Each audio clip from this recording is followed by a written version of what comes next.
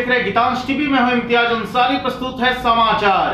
आज झारखंड मुक्ति मोर्चा ने गढ़वा शहर के मझियाम मोड़ पर नुक्कड़ सभा की, जिसमें कई वक्ताओं ने अध्यक्ष पद के उम्मीदवार अनीता दत्त एवं उपाध्यक्ष पद के उम्मीदवार डॉक्टर असजद अंसारी का चुनाव चिन्ह तीर धनुष छाप और बटन दबाने की लोगों से अपील की। सभा को संबोधित करते हुए धीरज दुबे ने कहा कि पीछे नहीं हटते हैं। आप ऐसे पार्टी के प्रत्याशी को चुनने का काम करें जो दरवाजे दरवाजे अपने 16-16 टैंकर भेजकर पानी पिलाते हैं। उनकी प्रत्याशी श्रीमती अनीता दत्त और उपाध्यक्ष प्रत्याशी डॉक्टर असजद अंसारी को चुनने का काम करें। दिशा तय करने के लिए बहुत अहम साबित होगा। आज पुनः जनता को यह हक मिला है कि आप एक सक्षम उम्मीदवार को जिताएंगे या बैसाखी से चलने वाले उम्मीदवार को जिताएंगे। यह तय आपको करना है।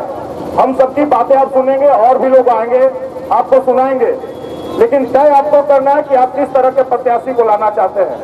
विकास के लिए लाते हैं या विनाश के लिए लाते हैं। आप लोग पिछले 5 साल पहले जाइए। उस समय नगर पंचायत की अध्यक्षा श्रीमती अनीता दत्त थी। पिछले 5 सालों में उनके कार्यकाल में एक चीज बहुत बढ़िया रहा, कोई प्रतिनिधि के नाम पर उनका न पति न भाई न देवर, सिर्फ किसी का परिचय था तो वह अनीता दत्त थी। लेकिन 5 साल के बाद जब दोबारा चुनाव हुआ, जनता ने बहुत भूलवश एक मतदान किया और एक ऐसे व्यक्ति को बैठाया जिनकी प्रत्याशी के पास कोई टैलेंट नहीं था। विगत 1 महीने के बाद उनको लगा कि हम अपने प्रत्याशी के कारण नगर पंचायत में कुछ नहीं कर पा रहे हैं, तो उन्होंने एक पद का इजाद किया। वह पंचायत प्रतिनिधि के नाम से था, जो कि विगत 5 सालों से एक्टिव है। तो मैं आपसे एक बात जरूर कहना चाहूंगा, इस साल 2018 का जो कार्य है, आप पंचायत प्रतिनिधि को वोट देना चाहेंगे या पंचायत के अध्यक्ष के नाम पर वोट देना चाहते हैं, यह तय आपको करना है मेरे मित्रों। अब मैं आता हूं विकास और विनाश की बात। आपको एक मैं बात बता दूं, लोकतंत्र में प्रतिनिधि क्या होता है। लोकतंत्र में 2 चीज बहुत महत्वपूर्ण होता है, जनता और प्रशासन। जनता और प्रशासन के बीच में कोई बात कंफ्यूज होती है, गलतफहमी होती है या कुछ लाना पड़ता धरातल पर, तो एक प्रतिनिधि की जरूरत पड़ती है जिसे चुनाव के द्वारा चुना जाता है और उसको जनता का प्रतिनिधि कहा जाता है। विगत 5 सालों में जो हमने जिन्हें प्रतिनिधि के रूप में चुना, वो प्रशासन के दलाल बनकर गरीबों की दुकान को तोड़ने का काम किए थे, जिसका प्रत्यक्ष प्रमाण हमारे सामने मनोज चंद्रवंशी का पान दुकान है, जो आज भी बेरोजगार बनकर के घर में बैठा हुआ है। आप तय कीजिए, प्रशासन का दलाल चाहिए या जनता का प्रतिनिधि चाहिए। क्या आपको याद है 5 सालों में कभी ने अनीता दत्त खड़ा होकर किसी के दुकानदार को तोड़वाया था?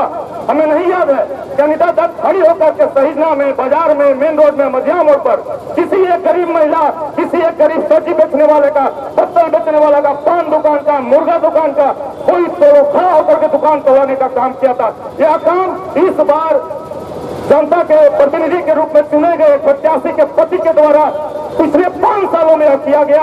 प्रत्येक वर्ष दुकान को तोड़ तोड़ के जनता का कमर तोड़ दिया गया और आज पुनः जनता के बीच खड़ा है फूल के नाम पर वोट मांगने के लिए। मेरे मित्रों, अभी एक बात चल रही है मार्केट में, हम तो फूल के देखा थी। अरे भैया, फूल को आप देखिए, लेकिन अगर कोई फूल भूल कर दे प्रत्याशी देने में, तो क्या उस भूल का हम लोग जवाब नहीं देंगे? आज पहली बार फूल ने यह भूल किया है कि एक ऐसे प्रत्याशी को दिया जिसके पास कोई टैलेंट नहीं है। उसका टैलेंट उसका प्रतिनिधि के रूप में उसका पति है, जो प्रत्येक वर्ष गरीबों के कमर को तोड़ने का काम किया है। मेरे मित्रों, उनसे पूछिएगा हनुमान मंदिर के पास क्यों पिटाई उनकी हुई, उनसे पूछिएगा सहीजना में एक महिला के द्वारा जूते से क्यों मारा गया, उनसे पूछिएगा कि आपको जनता ने इसलिए चुना था कि आप महिला में, मोहल्लों में, जनता में, नदी में, छठ घाट पर आप पिटाते चले और हम आपको वोट देते चले। जब भी स्टॉप पर आएंगे उनसे एक सवाल जरूर कीजिएगा कि सहीजना में एक महिला ने तो 10 जूता मारा था, वो जूता क्यों पड़ा था आपके ऊपर? आपने क्यों नहीं उसका एक्शन लिया? क्योंकि आपने गलती किया था। मेरे मित्रों, मैं एक बात और बताना चाहूंगा। घर का मुखिया के बारे में सोचिए।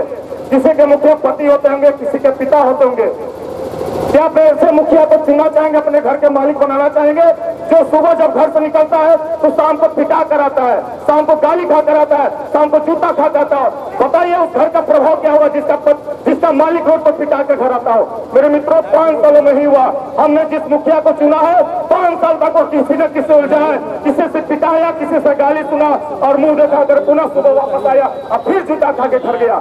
मित्रों, 5 साल हम लोगों ने बहुत बेसब्री से इंतजार किया था इस शासन से हमें मुक्ति मिले। मैं फूल का कोई बात नहीं करूंगा, मैं तीर धनुष का कोई बात नहीं करूंगा। नगर पंचायत एक घर है, उस घर का मालिक कैसा होना चाहिए आपको तय करना है। जूता खाने वाला चाहिए या माला पहनने वाला चाहिए, सम्मान पाने वाला चाहिए। आज मुझे गर्व है कि मैं राजनीति ज्वाइन किया तो मिथिलेश कुमार ठाकुर जैसे गरीबों का मसीहा, जिन्होंने बिना दल, बिना संवैधानिक बात के, बिना पद के पिछले 10 सालों से गरीब की एक एक जरूरत को पूरा करने का कार्य किया था। तो पानी का टैंकर हो, आज भी लोग गर्मी के दिन में इंतजार कर रहे हैं कि पानी का टैंकर मिथिलेश ठाकुर कब शुरू होगा। मैं यह बात करना चाहूंगा, 20 तारीख को जब आचार संहिता खत्म होगी, मुझे उम्मीद है कि पानी का टैंकर घर घर पुनः मिथिलेश ठाकुर के द्वारा पहुंचाया जाएगा। मेरे मित्रों, मुझे गर्व है कि हमने वो प्रत्याशी दिया है जो 5 साल स्वच्छ छवि, बेदाग छवि और ईमानदारी से काम करने वाली, बिना किसी बैसाखी की काम करने वाले, फाइल पर किसी से पूछ के साइन नहीं करने वाली, न अनपढ़ है न बेरोजगार है, वो अपने घर की मजबूत महिला और शिक्षित है। इसे किसी से पूछने की जरूरत नहीं है कि इसमें घोटाला होगा कि नहीं होगा। यह सक्षम है यह जानने के लिए कि यह ड्रम जो 2900 का ड्रम करता है या 2900 का है कि 900 का। मेरे मित्रों, हमारी अपनी संपत्ति नगर परिषद है। हम लोग इस बार पहली बार टैक्स देना शुरू किए हैं। पहली बार 5 सालों के कार्यकाल में हम लोगों ने टैक्स देना शुरू किया है। क्या टैक्स के बारे में पूछा गया कि टैक्स कहाँ जा रहा है? मित्रों, यह टैक्स झूठ मूठ के प्रचार में, आडंबर में खर्चा हो रहा है। क्या हमें घर घर पानी मिलने की सुविधा मिल गई? हम जो पानी का पैसा दिए, पानी का पैसा कहाँ गया, पूछने की प्रश्न है। मेरे मित्रों, मैं समय चूंकि आचार संहिता के कारण समय हो रहा है, मैं इतना जरूर कहूंगा, एक ईमानदार छवि के हमारे प्रत्याशी हैं, एक डॉक्टर रहजत जो चाइना से पढ़कर MBBS की डिग्री लेकर गाँव में आया है। यह चाहता तो 20,000 25,000 तक डेली कमाता, लेकिन अपने पिताजी के पद चिन्ह पर चलते हुए समाज के प्रति अपना जीवन समर्पित करने का कार्य किया है। मैं आग्रह करूंगा डॉक्टर रहजत जी, जो डॉक्टर यासीन अंसारी के पुत्र हैं, जो अपने पूरे समय को पढ़ाई में पूरा किया और MBBS की डिग्री लेकर आया था, लेकिन आज अपने पिता के पद चिन्ह पर चलते हुए समाज के प्रति समर्पित होकर नगर परिषद की सेवा करने आया है। इसलिए मैं अंतिम में यही आग्रह करूंगा, समय कम है वरना बहुत कुछ बात निकलती, मैं ये अपील करूंगा 2018 को 16 अप्रैल को बिना खाए बिना पिए जाकर तीर धनुष छाप पर मुहर मारेंगे। दोनों का बटन एक है, अनिता दत्त का बटन एक है, अजय जी का बटन एक है। तीर धनुष पर मुहर मारकर आने वाले 5 साल तक विनाश की जगह विकास की राजनीति होगी और घर घर झुकी झुपड़ियों को पुख्ता महल दिया जाएगा, दुकान दिया जाएगा। मैं वो दावा करता हूँ, आने वाला 5 साल गरीबों का होगा, अमीरों का नहीं होगा। अगर टूटेगा तो अमीरों का भवन टूटेगा, गरीबों का झुकी झोपड़ी टूटने से पहले अमीरों का पिलर टूटेगा, उसके बराबर में टूटेगा जब झुकी झोपड़ी टूटने का बात आएगा। अनिता दत्त ऐसी महिला, सबल महिला है जो प्रशासन की दलाली करना नहीं सीखी है। प्रशासन और जनता के बीच में खड़ा होकर जनता की मूलभूत सुविधाओं को पूरा बनाने के लिए और उनकी समस्याओं को दूर करने वाली महिला है। मुझे गर्व है कि हमारे नगर परिषद में एक ऐसी प्रत्याशी है जो खुद भी निर्णय लेने में सक्षम है। अपील करता हूं मैं अंतिम में, आप लोग अनिता दत्त जी को, डॉक्टर रहजत जी को, जो हमारे नगर पंचायत के सबसे सक्षम उम्मीदवार हैं, इनको प्रत्याशी के रूप में खड़ा किए हैं। आप इनको पदाधिकारी के रूप में खड़ा होकर 5 साल विकास की राजनीति में अपना सहयोग दें। बहुत बहुत धन्यवाद।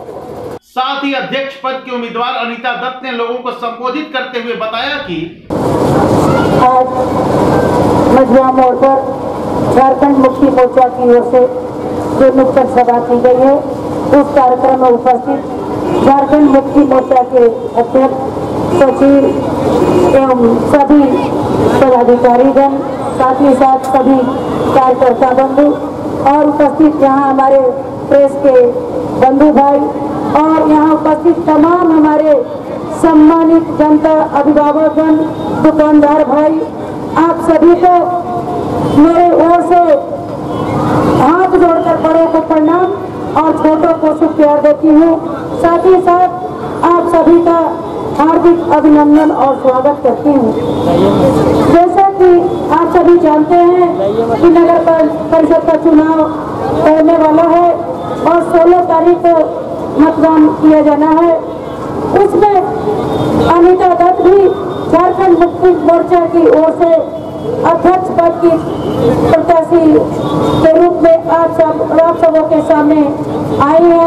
मैं आप सबों से निवेदन करना चाहती हूँ, विनती करना चाहती हूँ कि आप अपना बहुमूल्य जो वोट है और एक कर्मठ, ईमानदार और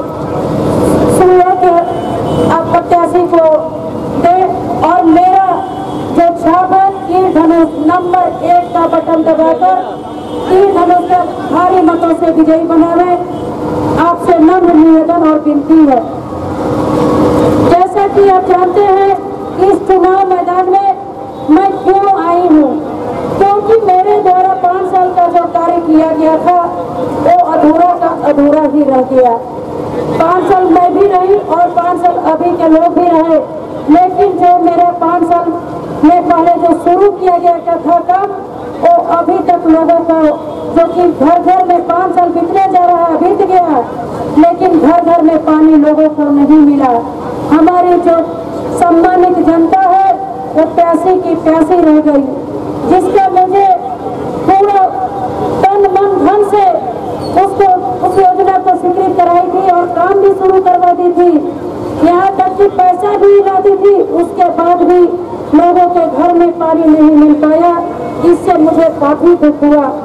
और मैं आप सबों से वादा करती हूँ कि अगर मुझे मौका मिला तो 2 साल में, ये 5 साल नहीं बल्कि 2 साल में ही आपके घर में पानी लगवाने का काम करूंगी।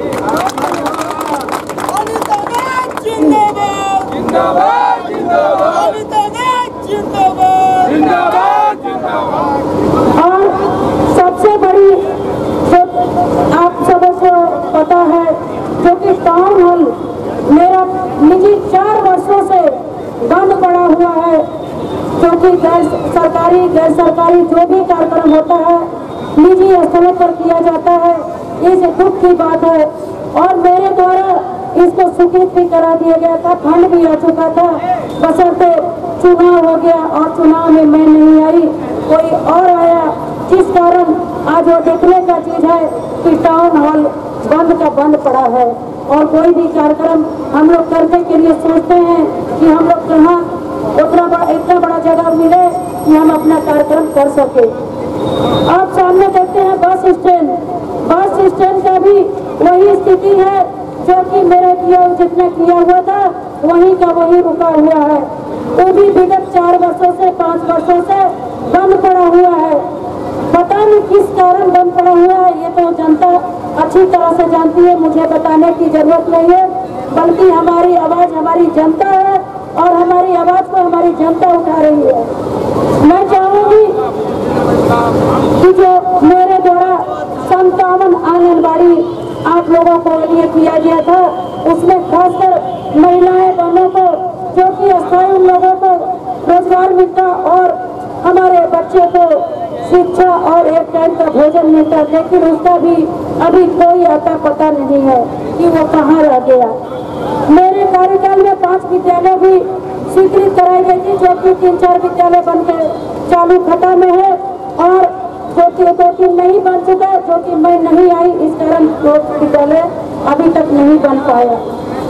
इन सब बातों को देखते हुए काफी दुख होता है कि जनता की पैसा जनता को मिलना चाहिए उसका सुविधा, लेकिन जनता को उसका सुविधा नहीं मिल पाता है, ये दुख की बात है। 9 साल की जो ड्राम है वो कहीं देखने को आपको नहीं मिल रहा है, क्योंकि मेरे द्वारा डस्टबिन बनाया गया था, पक्के का सीमेंटेड जमीन डस्टबिन, जो आज भी 10 साल हो गया, आज भी जगह जगह देखने को मिल रहा है, लेकिन 2900 का ड्राम वो कहीं आपको नजर नहीं आ रहा है, आप देख सकते हैं।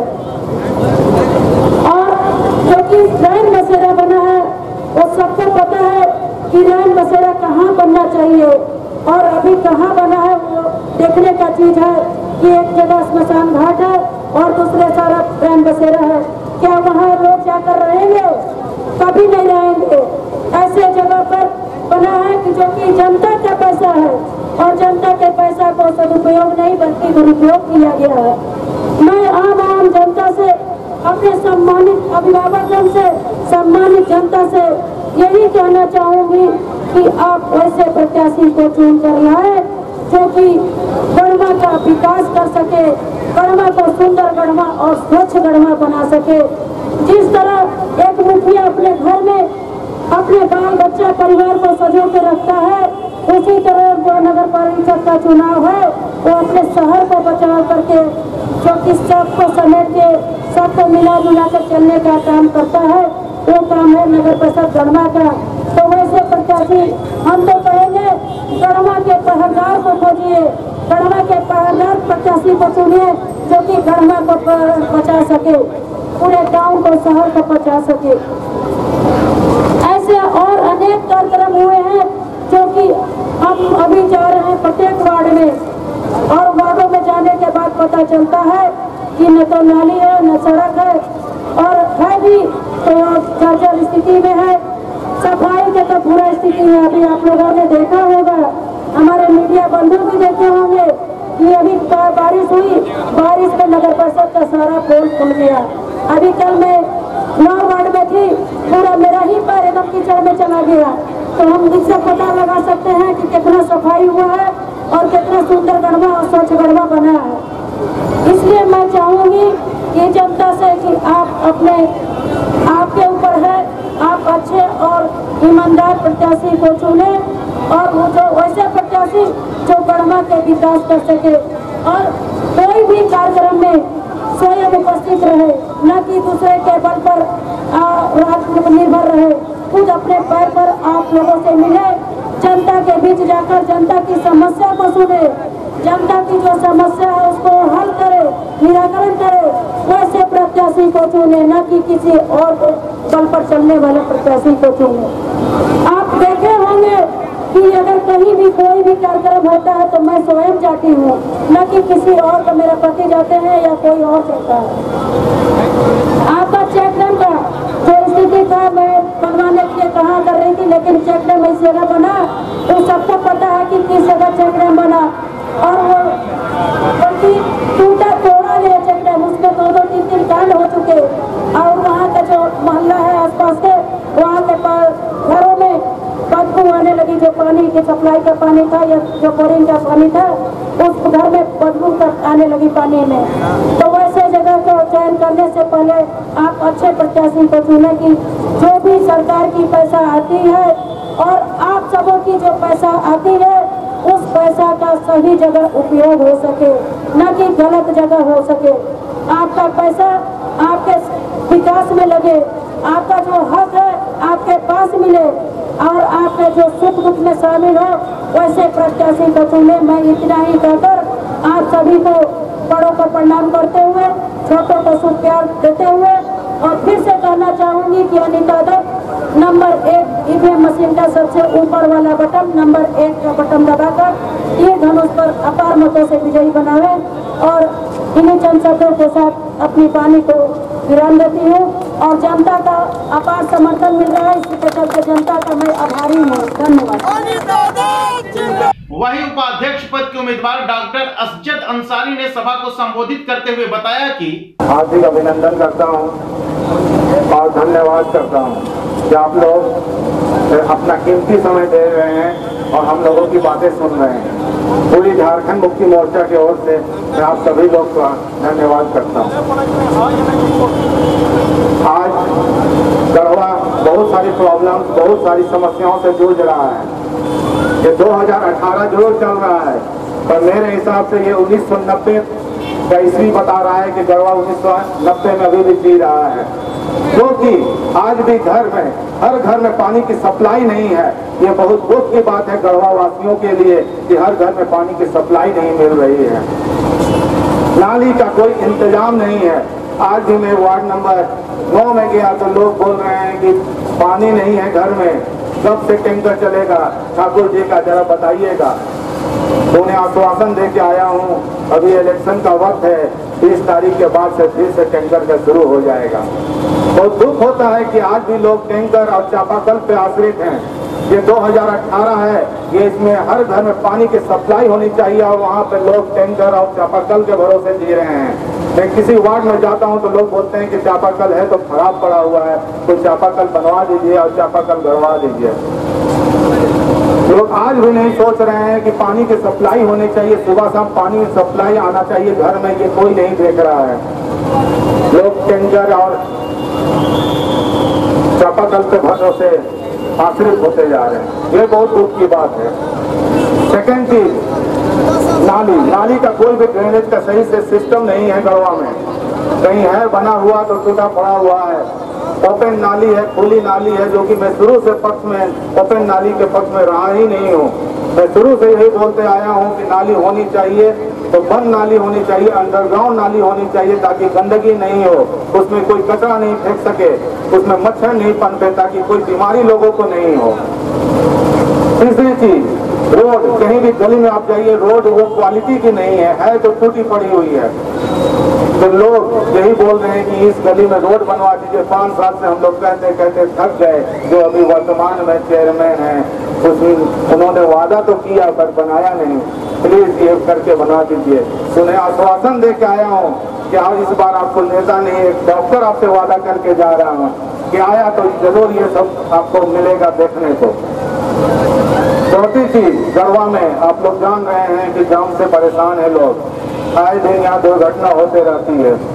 आज तक रिंग रोड नहीं बन पाया है, जो कि नगर परिषद के अंदर में आता है, और रिंग रोड बननी चाहिए। मैं इसके शुरू डे 1 से बोलते आ रहा हूँ। अगर नगर परिषद में रिंग रोड का निर्माण हो जाए तो बहुत हद तक 70 to 80% हम लोग निजात मिल जाएगा जाम से। पांचवा चीज, हर मोहल्ले में कम से कम एक पार्क का निर्माण होना चाहिए, ताकि बच्चे बूढ़े उसमें अपना बच्चे का खेल सके, उसमें प्रॉपर उन लोग का डेवलपमेंट हो सके। और बच्चे हैं, बूढ़े जो हैं, बुजुर्ग जो हैं, उनका एक वक्त वहाँ पे गुजरे, उनका सेहत स्वास्थ्य अच्छा रहे। पर हाल तो ये गढ़वा का है कि एक पार्क भी है तो उसकी भी हालत खराब है। और टाउन हॉल आप लोगों के सामने है। मैं चाहता हूं कि टाउन हॉल ऐसा होना चाहिए कि पूरा गढ़वा नहीं, पूरा झारखंड उसको देखे कि गढ़वा में कोई टाउन हॉल तो ऐसा है। अगर मैं आया तो ये टाउन हॉल आपको पूरे झारखंड में फेमस टाउन हॉल बनेगा। ये मेरा आप लोगों से वादा है। मैं यहाँ पे देख रहा हूँ कि पोल भी कहीं है तो टेढ़ा पड़ा हुआ है, वायर है, जो तार है बिजली की, तो वो लग रहा है कोई मच्छरदानी की तरह लोग वायर लगाए हुए हैं। ये बहुत खराब है और बहुत दुख हो रहा है कि गढ़वा की ये स्थिति बनी हुई है। बस स्टैंड की भी हालत बहुत खराब है। वहाँ तो आधा कचरा लग रहा है कि गढ़वा का वहीं पर पड़ा हुआ है, कोई सफाई नहीं है। बगल में सरस्वती नदी है, वो कचरा से भर गया है, जो कि नदी भी होनी चाहिए, पूरी साफ सफाई होनी चाहिए। वो एक लोगों के घूमने का, सामने समय बिताने का एक स्पॉट होना चाहिए। ये सब मेरी प्लानिंग है, ये सब मेरा मन है कि मैं ये सब चीज को करूं, क्योंकि आप लोग जानते हैं मैं 6 साल विदेश में रह के पढ़ा हूं। वहाँ की टेक्निक, वहाँ की आइडियाज, वहाँ के प्लान मेरे दिमाग में है, वो चीज मैं लाना चाहता हूँ। और साथ में मेरे साथ श्रीमती फर्स्ट चेयरमैन श्रीमती अनीता दत्त जी जो हमारे साथ हैं, उनका जो 5 साल का वर्क एक्सपीरियंस है, ये चीज दोनों मिलके एक गढ़वा को न्यू मॉडल गढ़वा बनाएंगे। ये हम लोगों का सपना है, ये झारखंड मुक्ति मोर्चा का सपना है, ये मिथिलेश ठाकुर जी का सपना है। धन्यवाद। मौके पर झामुमो जिला अध्यक्ष विनोद तिवारी, कंचन केसरी, सदाब खान सहित सैकड़ों की संख्या में लोग उपस्थित थे। धन्यवाद।